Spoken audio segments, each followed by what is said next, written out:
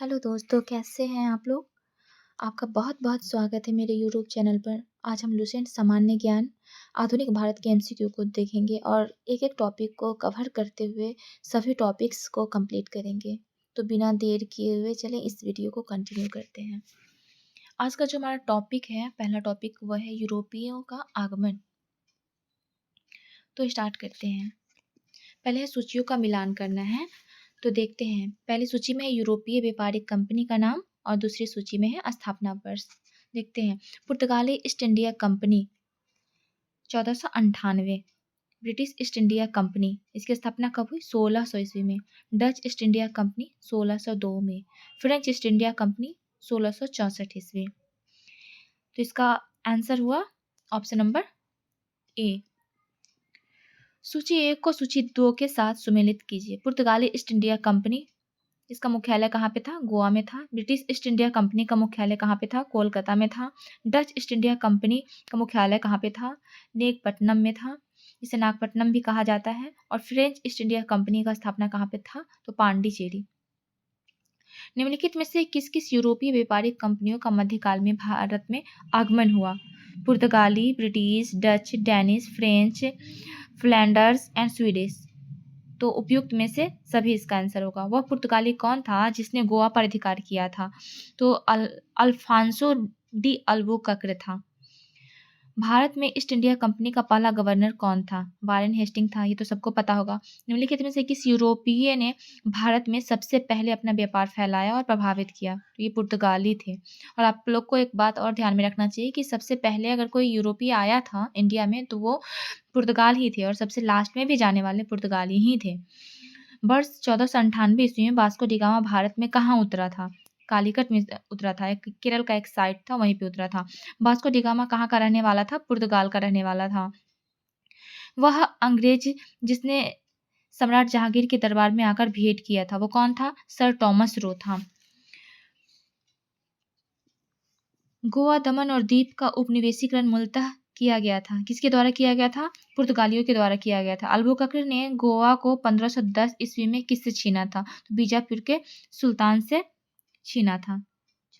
Next question की तरफ चलते हैं।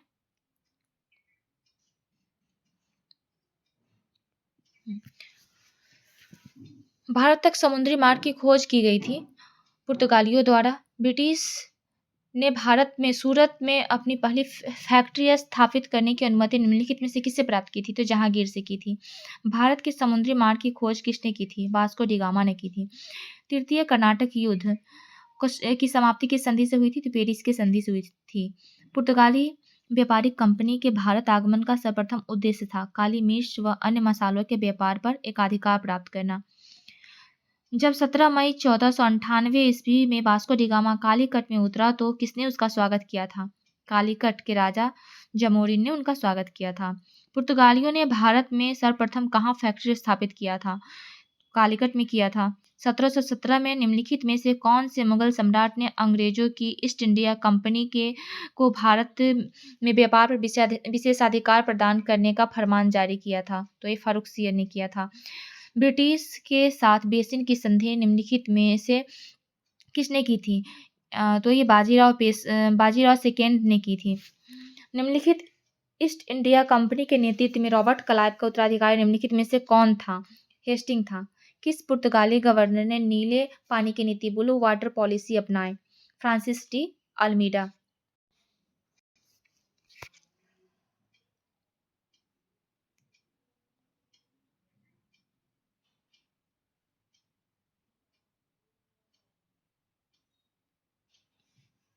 आगे बढ़ते हैं।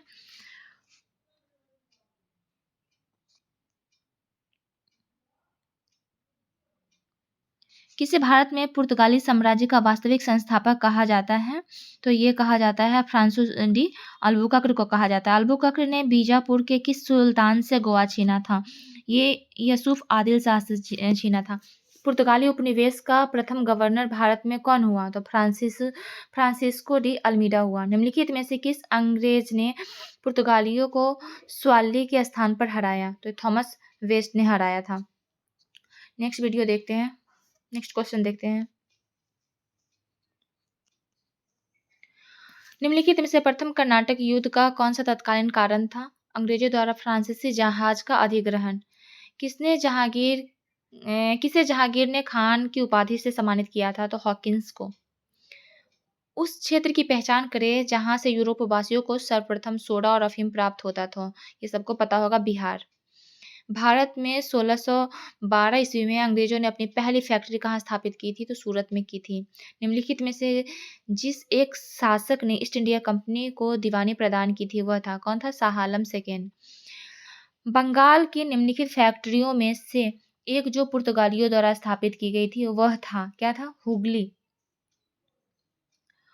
एक द्वीप पर निर्मित भारत का बड़ा नगर है, कौन सा है? मुंबई।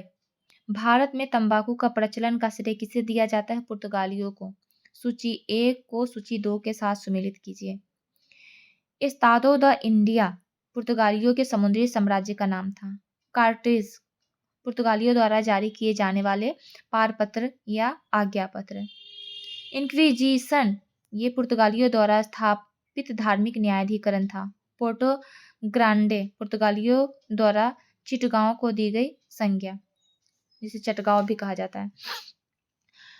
18वीं सदी में भारत में लड़े गए युद्धों का निम्नलिखित में सही कालक्रम कौन सा है? तो यह अंबर युद्ध, प्लासी युद्ध, वांडीवास युद्ध और फिर बक्सर का युद्ध, जो कि सबसे लास्ट में होता है। भारत में यूरोपीय शक्तियों के प्रवेश के संदर्भ में कौन सा कथन सही नहीं है? पुर्तगालियों ने 1499 में गोवा पर कब्जा किया। अंग्रेजों ने अपना पहला कारखाना दक्षिण में मछलीपट्टनम में लगाया। पूर्वी भारत में अंग्रेजी कंपनी ने 1633 ईस्वी में उड़ीसा में पहला कारखाना लगाया। डुप्ले के नेतृत्व में फ्रांसीसियों ने 1746 में मद्रास पर कब्जा किया था। इसका गलत ऑप्शन है ऑप्शन नंबर ए। पुर्तगालियों ने 1499 ईस्वी में गोवा पर कब्जा किया। नेक्स्ट क्वेश्चन की ओर बढ़ते हैं। नेक्स्ट क्वेश्चन है, भारत में फ्रांसीसियों ने अपना सबसे पहला कारखाना निम्नलिखित स्थानों में से कहाँ लगाया? सूरत में लगाया। भारत में पहली मुद्रण मशीन यानी प्रिंटिंग प्रेस की स्थापना किसने की थी? पुर्तगालियों ने की थी। यूरोपीय व्यापारिक कंपनियों के कारखाने होते थे, भंडारगृह एवं उत्पादन केंद्र दोनों। पुर्तगाली उपनिवेश गोवा, दमन और द्वीप को किस वर्ष जन आंदोलन के बल पर भारत सरकार ने भारतीय गणराज्य में विलय किया? ये 1961 था। पुर्तगालियों की पहली फैक्ट्री कालीकट में 1500 ईस्वी में किसने स्थापित किया था? तो पेड्रो अल्वारेज कैब्रल ने किया। भारत से भारतीय वस्त्रों को प्रमुख निर्यात की वस्तु बनाने का श्रेय किसे है? तो फ्रांसीसियों को है। डचों को भारतीय व्यापार से अलग करने में कौन सफल रहे? अंग्रेज सफल रहे। वह कौन सा निर्णायक युद्ध था जिसमें अंग्रेजों ने डचों को हरा दिया, जिसके कारण डचों की भारत में चुनौती खत्म हो गई? ये बेदरा का युद्ध था, जो कि 1759 ईस्वी में हुई थी। डचों ने अपनी पहली फैक्ट्री 1605 ईस्वी में कहाँ स्थापित की थी? मछलीपट्टनम में। सीकरी और आगरा पहुंचने वाला पहला अंग्रेज व्यापारी कौन था? रॉल्फ फिश था। ब्रिटिश ईस्ट इंडिया कंपनी का गठन किया मर्चेंट एडवेंचर्स के नाम से जाने जाने वाले लंदन के कुछ व्यापारियों ने 31 दिसंबर 1600 ईस्वी को किसने एक रॉयल चार्टर राजकीय अधिकार पत्र जारी कर ब्रिटिश ईस्ट इंडिया कंपनी को पूर्वी भारत के साथ व्यापार करने का एकमात्र अधिकार दिया? रानी एलिजाबेथ ने। ब्रिटिश ईस्ट इंडिया कंपनी का प्रथम गवर्नर कौन था? Thomas Smythe. Captain William Hawkins किस जहाज से भारत पहुंचा था? हेक्टर। किस मुगल बादशाह ने 6 फरवरी 1613 ईस्वी को एक फरमान जारी कर अंग्रेजों को सूरत में एक अस्थायी कोठी खोलने की अनुमति दी थी? जहांगीर। कौन इंग्लैंड के सम्राट जेम्स फर्स्ट का राजदूत बनकर 1615 ईस्वी में मुगल बादशाह जहांगीर के दरबार में अजमेर पहुंचा था? Sir Thomas Roe. Next question है, 1661 ईस्वी में पुर्तगाल के राजा ने अपनी बहन कैथरीन की शादी इंग्लैंड के राजा चार्ल्स सेकेंड से की। इस उपलक्ष्य में उसने कौन सा भारतीय द्वीप चार्ल्स सेकेंड को दहेज के रूप में दे दिया? बम्बई। इंटरलोपर्स क्या थे? अनधिकृत व्यापारियों के रूप में सामुद्रिक लुटेरे। 1632 ईस्वी में गोलकुंडा के किस सुल्तान ने अंग्रेजों के नाम सुनहरा फरमान जारी कर 500 पगोडा वार्षिक कर के एवज में उन्हें गोलकुंडा राज्य के बंदरगाहों में स्वतंत्र पूर्वक व्यापार करने की अनुमति दी? अब्दुल्ला कुतुब शाह। 1639 ईस्वी में अंग्रेज फ्रांसिस डे ने कहाँ के शासन से मद्रास को पट्टे पर लिया और वहां पर एक किलाबंदी कोठी बनाई? ये चंद्रगिरी के राजा से।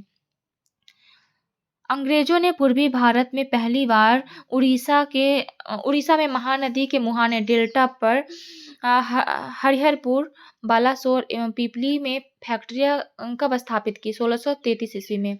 शाहजहां के पुत्र एवं बंगाल के तत्कालीन सूबेदार शाह शुजा ने ब्रिटिश कंपनी को निशान कब प्राप्त हुआ, जिसने कंपनी को 3000 रुपये वार्षिक कर के बदले व्यापार का विशेषाधिकार मिला? 1651 ईस्वी में।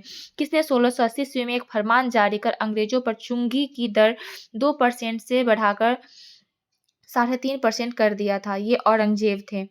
किस बादशाह के आदेश पर मुगल सेना ने 1686 ईस्वी में हुगली पर आक्रमण कर अंग्रेजों को निकाल बाहर किया था? तो ये औरंगजेब। किस मुगल बादशाह ने अंग्रेजों को 1.5 लाख रुपए मुआवजे के तौर पर वसूल किए थे? औरंगजेब ने। अंग्रेजों को सुल्तानती कालीकत्ता एवं गोविंदपुर नामक 3 गांवों को जमींदारी खरीदने की अनुमति देने वाला बंगाल का मुगल सूबेदार कौन था? अजीम उस शान था। अंग्रेजों ने सुल्तानाती कालीकत्ता, जिसे कोलकाता कहा जाता है, एवं गोविंदपुर की जमींदारी कितने में खरीदी थी? तो 1200 रुपए में। भारत में ब्रिटिश उपनिवेशवाद के दौरान नए शहरों का प्रादुर्भाव हुआ। कलकत्ता, जो अब कोलकाता है, उन प्रथम शहरों में से एक था। निम्नलिखित में से कौन से गांवों से मिलकर कलकत्ता शहर बना था? सुल्तानाती कालीकता, गोविंदपुर। 30 सितंबर 1761 को मुगल बादशाह फारूक शेर द्वारा ब्रिटिश कंपनी के नाम जारी फरमान के संबंध में क्या सही है?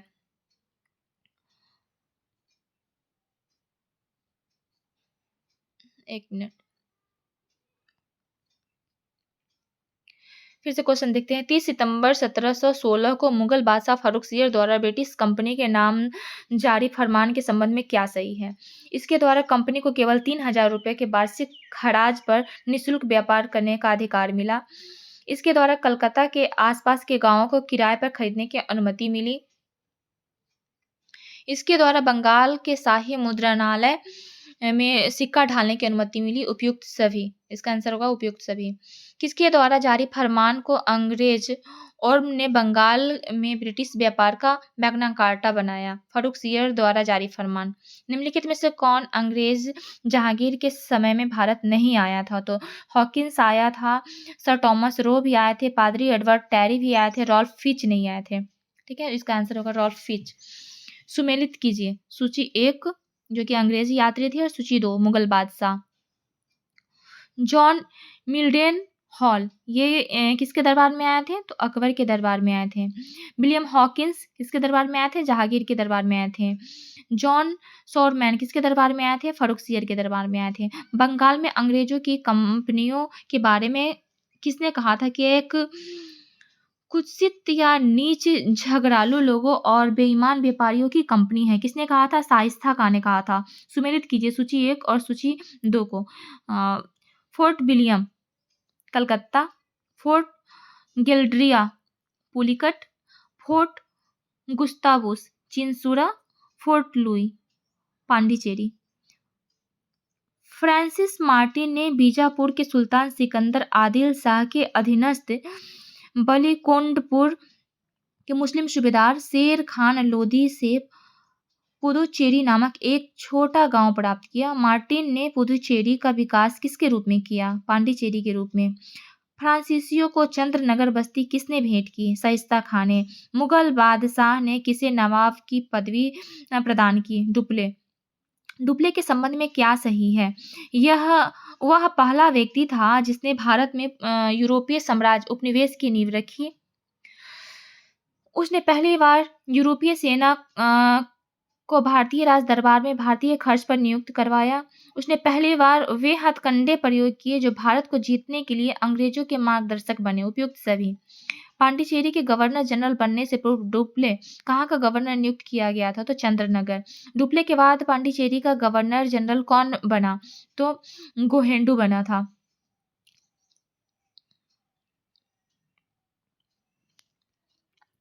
नेक्स्ट क्वेश्चन देखते हैं। फ्रांसीसियों के पतन का कारण था?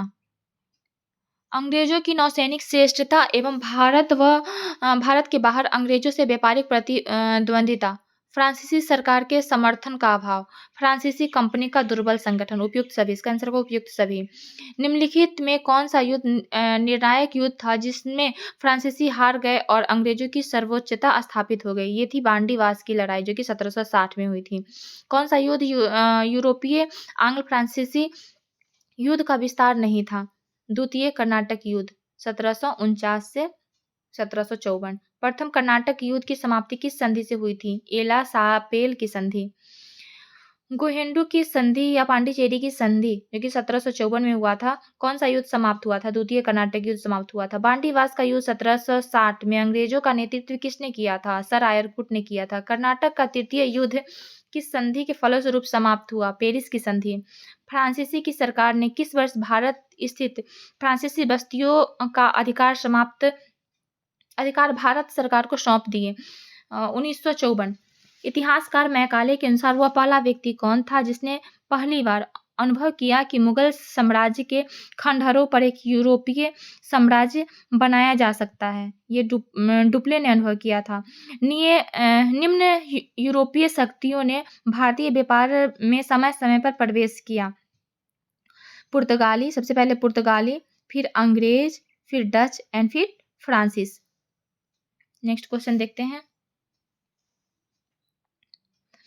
निम्नलिखित यूरोपियों में से कौन सा एक स्वतंत्र पूर्वक भारत में व्यापारी के रूप में सबसे अंत में आए थे? तो फ्रांसीसी आए थे। भारत का बादशाह उस समय कौन था जब ब्रिटेन की ईस्ट इंडिया कंपनी की स्थापना हुई थी? अकबर। 17वीं सदी के दौरान दक्षिण भारत में यूरोपीय व्यापारिक कंपनी की सफलता के लिए निम्नलिखित में से कौन से कारण थे? तो इसका आंसर होगा दक्षिण में मुगल उतनी तादाद में नहीं थे जितनी उत्तर में। विजयनगर राज्य 16वीं सदी के अंत में उखाड़ फेंका गया। तीसरा, दक्षिण में उनके छोटे और कमजोर राज्य। इसका आंसर होगा 1, 2, 3 यानी ऑप्शन नंबर ए। इस क्वेश्चन को फिर से देखते हैं। 17वीं सदी के दौरान दक्षिण भारत में यूरोपीय व्यापारिक कंपनी की सफलता के लिए निम्नलिखित में से कौन से कारण थे? तो दक्षिण में मुगल उतनी तादाद में नहीं थे जितनी उत्तर में, और विजयनगर राज्य 16वीं सदी के अंत में उखाड़ फेंका गया। और तीसरा, दक्षिण में अनेक छोटे और कमजोर राज्य थे। तो इसका आंसर होगा 1, 2 और 3। 15 अगस्त 1947 के बाद भी भारत का कौन सा भाग पुर्तगाल के अधीन बना रहा? तो गोवा। पांडिचेरी वर्तमान पुदुचेरी के संदर्भ में निम्नलिखित कथनों पर विचार कीजिए। पांडिचेरी पर कब्जा करने वाला पहली यूरोपीय शक्ति फ्रांसीस थे। पांडिचेरी पर कब्जा करने वाले दूसरी यूरोपीय शक्ति पुर्तगाली थे। अंग्रेजों ने कभी पांडिचेरी पर कब्जा नहीं किया। उपयुक्त में से कौन सा सही कथन है? तो इसका आंसर होगा केवल 1। पांडिचेरी पर कब्जा करने वाली पहली यूरोपीय शक्ति फ्रांसीस थे। लंदन में ब्रिटिश ईस्ट इंडिया कंपनी के गठन के समय भारत का निम्नलिखित में से कौन बादशाह था? तो अकबर। बांडीवास का युद्ध 1760 ईस्वी में ब्रिटिश ने फ्रेंच को हराया। बांडीवास का युद्ध 1760 में ब्रिटिश ने फ्रेंच को हराया।